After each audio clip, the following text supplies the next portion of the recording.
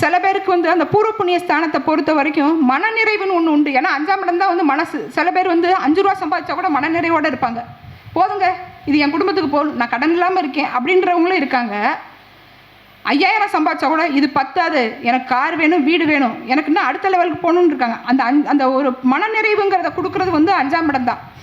இப்போ இவங்களுக்கு வந்து என்ன மாதிரியான வழிபாடு செய்யணும், அதாவது மனசை வந்து நம்ம வந்து சாந்திப்படுத்தணும். மனசு வந்து எப்போ வந்து உனக்கு போதும்னு சொல்லுதோ அப்போ தான் நமக்கு வந்து வாழ்க்கையில் வந்து வளர்ச்சி. நமக்கு பேராசை இருக்க வளர்ச்சி வராது. ஆனால் கூட அளவான ஒரு ஆசை வந்து தவறு கிடையாது. ஒரு வீடு வச்சுருக்கிறவங்களுக்கு கார் வேணுன்றது வந்து தவறான ஆசை கிடையாது. வாழ்கிறதுக்கு ஒரு சொந்த வீடு வேணுன்றது தவறான ஆசை கிடையாது. அது வந்து நியாயமான ஆசை தான். ஒருத்தவங்களுக்கு வந்து செல்வாக்கு வேணும், புகழ் வேணும், அந்தஸ்து வேணும், கௌரவம் வேணும், கௌரவ பதவி வேணும், தான் வகிக்கிட்டு இருக்க பதவியில் தனக்கு ஒரு நிலைத்தன்மை வேணும் அப்படின்னு ஆசைப்படுறவங்கலாம் கலச பூஜை செய்யணுங்க. ஒரு கலசம் வந்துங்க ஒரு டேபிளில் இருந்தாலும் அதுக்கு மதிப்பு தான். இப்போ தரையில் வச்சாலும் அதுக்கு மதிப்பு தான், கோபுர கலசத்தில் இருந்தாலும் அதுக்கு மதிப்பு தான்.